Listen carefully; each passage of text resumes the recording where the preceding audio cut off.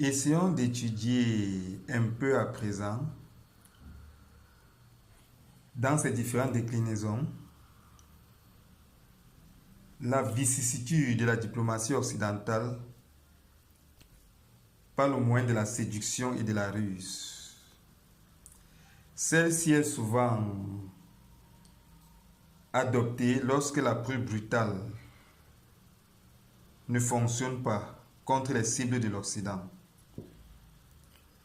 Alors l'appareil occidental, politique occidentale, fabrique en son sein et au sein de l'opinion publique occidentale les voix contestataires de l'approche brutale de sa diplomatie qu'elle a entreprise expressément. Le but ici étant de séduire la cible de l'Occident, de lui faire croire que sa diplomatie brutale n'est que le fait des figures politiques du moment et qu'en aucun cas c'est dans la tradition politique occidentale d'user de la vicissitude dans les relations diplomatiques. Il faut donc redorer l'image de la diplomatie occidentale devant la cible qui a résisté à l'approche brutale de cette dernière, en vue donc de séduire cette cible-là, de l'approcher dangereusement sans que celle-ci ne s'en rende compte, en vue de la détruire par des méthodes beaucoup plus subtiles. Et donc, lorsque l'approche brutale de la diplomatie occidentale contre sa cible ne fonctionne pas, l'Occident suscite en son sein et au sein de son opinion publique des voix contestataires de sa diplomatie. Cette voix contestataire-là, de la diplomatie brutale occidentale, est d'abord portée par une société civile suscitée par l'appareil politique occidental et se présentant comme étant distant. Plus tard, des figures politiques vont récupérer cette contestation-là de la brutalité de la diplomatie occidentale et vont s'en servir pour séduire sur le champ politique la cible de ce dernier en vue de le détruire.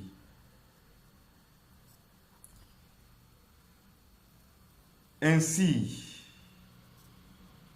concrètement, l'approche par la séduction de la diplomatie occidentale a plusieurs déclinaisons.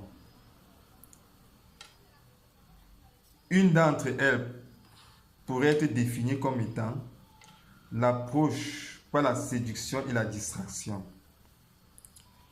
Ici, contestant l'approche brutale de sa diplomatie, l'appareil politique occidental, à travers généralement le courant idéaliste et supranationaliste, dit libéraliste,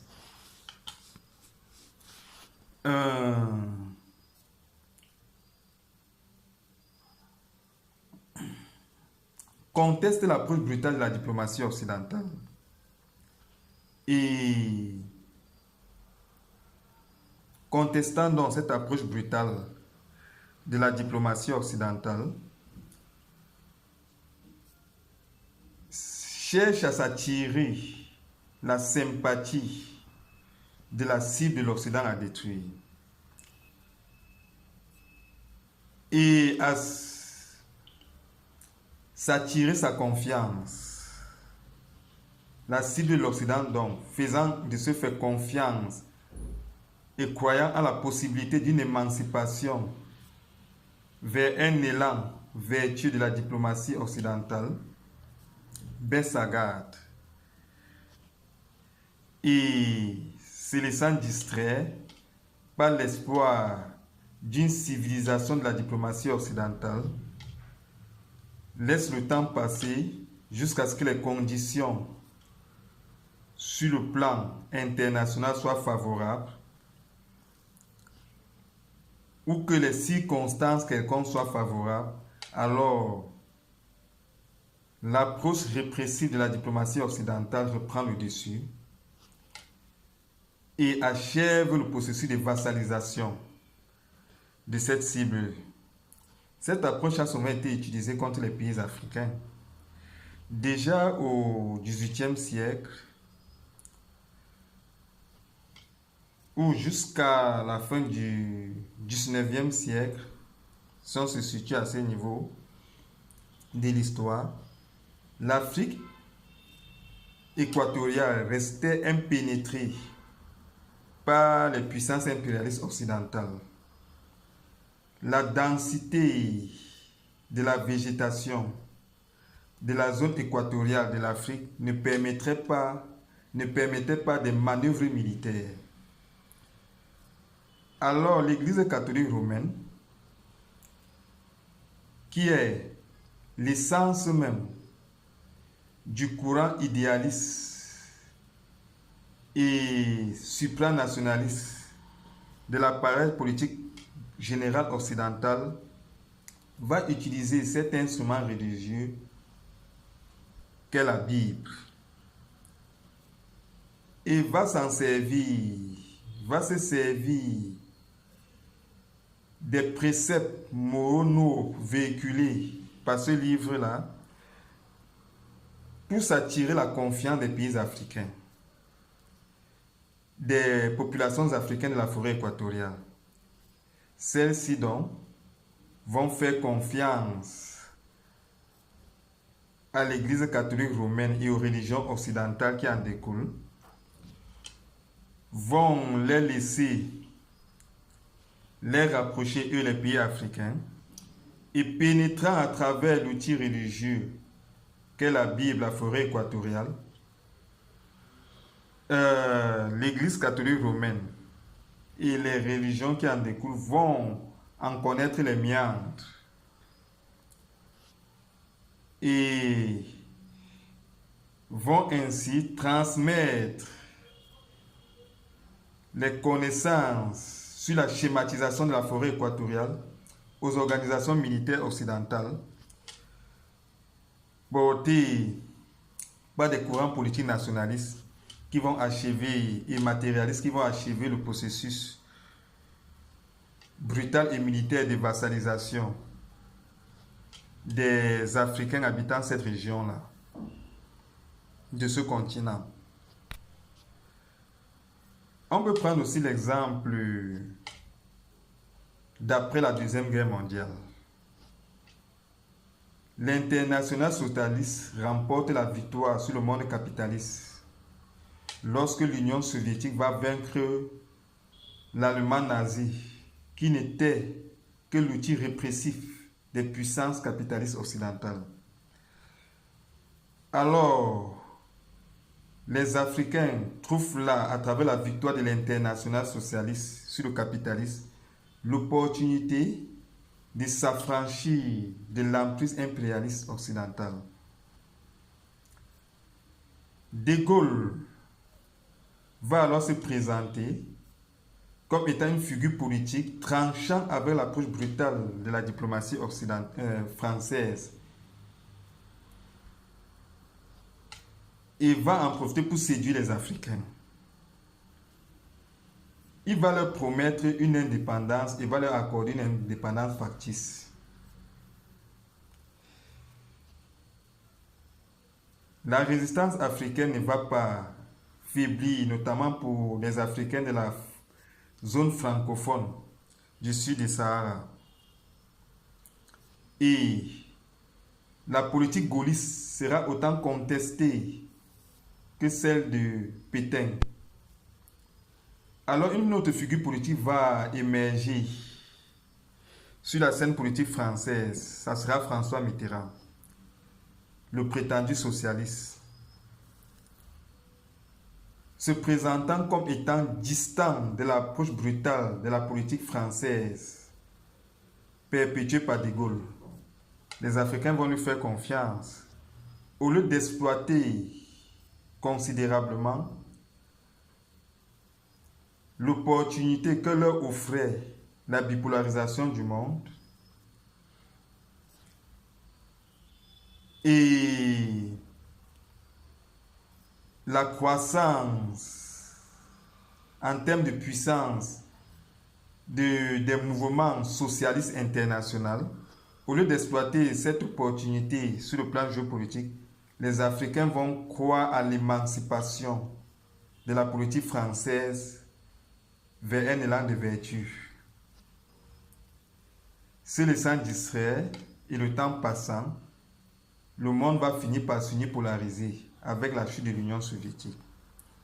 Alors c'est François Mitterrand qui va, à travers des plans d'ajustement structurel, détruire les entreprises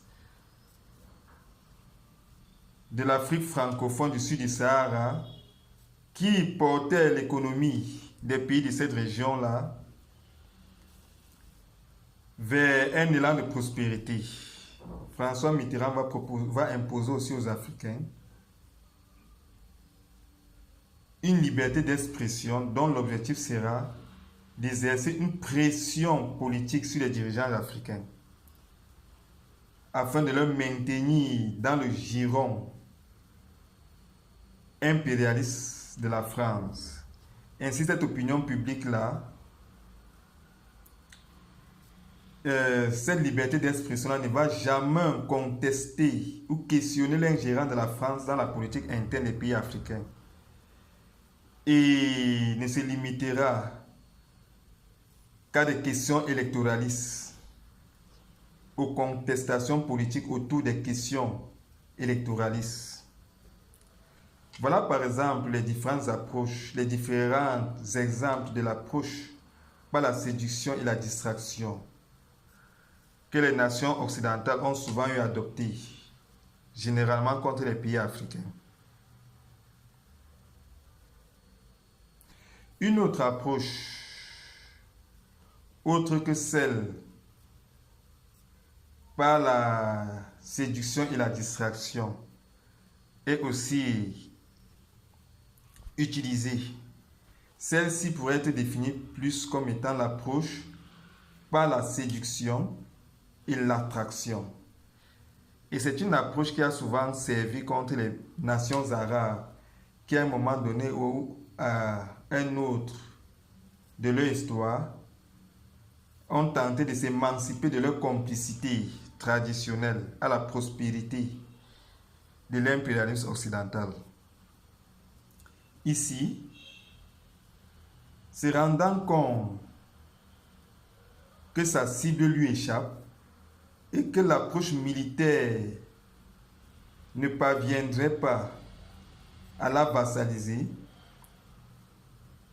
des voix contestataires sur le champ politique émergent au sein de l'appareil politique occidental et contestent l'approche brutale de la diplomatie occidentale dans le but de séduire justement la cible à détruire. La cible étant séduite par ces voix contestataires de l'approche brutale de la diplomatie occidentale, s'en rapproche et de ce fait s'éloigne de ses partenaires stratégiques fiables qui pourraient l'affranchir radicalement de l'emprise occidentale, constatant son isolation sur la scène internationale. L'approche répressive revient sur la scène politique, succédant au courant à l'approche par la séduction et la destruction de la cible de l'Occident est entamée. C'est ainsi par exemple que la Libye de Kadhafi a été détruite. La Libye a longtemps résisté à la répression de la diplomatie occidentale. Alors, Sarkozy a émergé sur la scène politique française il s'est présenté comme étant distant de l'approche traditionnelle brutale de la diplomatie française, comme étant le plus modéré de la droite politique de la France, et a promis à Kadhafi une normalisation des relations franco-libyennes et occidentaux-libyennes et une fréquentabilité des dignitaires politiques de la Libye sur le plan international, soi-disant. Kadhafi a abandonné son programme nucléaire, s'est distancé de ses partenaires socialistes asiatiques dont le plus illustre était l'Union soviétique et après la Russie, et constatant son isolation sur la scène internationale et sa distanciation de ses partenaires stratégiques, la coalition occidentale s'est jetée sur cette nation sur le plan militaire, et cette coalition militaire a détruit la Libye. Saddam Hussein a connu le même schéma de destruction. Lors de la première guerre du Golfe, alors qu'il tentait de s'émanciper de sa complicité à la prospérité économique occidentale, les États-Unis vont lui imposer, vont nous soustraire un accès à la mer en créant le Koweït. Saddam Hussein va s'en révolter et une coalition militaire de l'OTAN va être montée contre cette nation qui va échouer. Alors Bill Clinton va émerger sur la scène politique des États-Unis, va persuader Saddam Hussein de la possibilité d'une normalisation des relations avec les États-Unis et du bénéfice que l'Irak de Saddam Hussein pourrait en tirer. Cette nation s'est distancée de ses partenaires stratégiques socialistes asiatiques, dont le plus illustre était justement la Russie, qui a toujours été aux avant-gardes de la résistance à l'impérialisme occidental global. Constatant donc l'isolation de l'Irak sur la scène internationale et son discrédit auprès de ses partenaires stratégiques socialistes asiatiques, la coalition occidentale s'est jetée sur cette nation et l'a détruite. Telles sont les déclinaisons de l'approche par la séduction, l'attraction adoptée par l'Occident contre ses cibles lorsque l'approche brutale ne marche pas. Une autre ultime approche par la séduction adoptée par l'Occident a souvent servi à détruire la Russie et l'Union soviétique lorsque l'approche militaire échouait. Cette approche peut être définie comme étant l'approche par la séduction, l'infiltration et la corruption. Ici, lorsque l'approche brutale ne fonctionne pas, la méthode par la séduction prend les devants, contestant l'approche brutale, trouve le moyen de susciter la confiance de la cible de l'Occident et de s'en rapprocher. Plus tard, d'infiltrer la cible de l'Occident avec des idées anarchistes et perverses, prétendument libérales. Ce poison-là, idéologique, que l'Occident va injecter au sein de sa cible, va d'abord gangréner le champ culturel. Ainsi, l'environnement culturel de la cible de l'Occident sera gangréné par des idéaux libéralistes, prétendument, en fait anarchistes. Et de l'anarchisme culturel, l'empoisonnement de la société, de la cible, de la nation ciblée par l'Occident, va évoluer vers le champ politique, va donner lieu aux contestations politiques au mouvement insurrectionnel et à l'effondrement social et plus tard politique de la Syrie de l'Occident.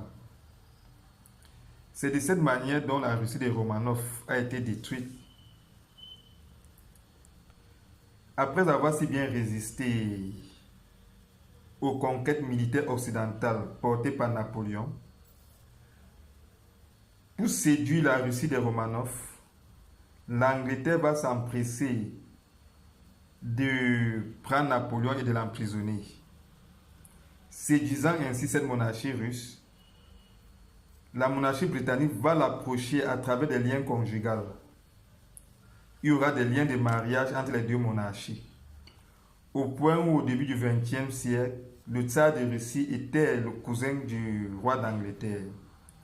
Par ce canal-là, l'Angleterre, qui est l'essence depuis le XIXe siècle du courant libéral de la politique occidentale, va infiltrer la Russie des Romanov avec des idées libérales, portées d'abord sur le champ culturel, notamment littéraire. Et puis, le libéralisme ou l'anarchisme culturel porté sur le champ littéraire va évoluer vers le champ politique. Et son incarnation sera les revendications marxistes portées par Lénine, qui va plus tard s'émanciper de ses tuteurs occidentaux, tuteurs politiques occidentaux. Et ainsi, il y aura une corruption de la société russe avec les idées libérales. D'abord sur le champ culturel, plus tard évoluant vers le terrain politique, et il s'ensuivra une révolution socialiste ou dit marxiste et un effondrement de la Russie des Romanov.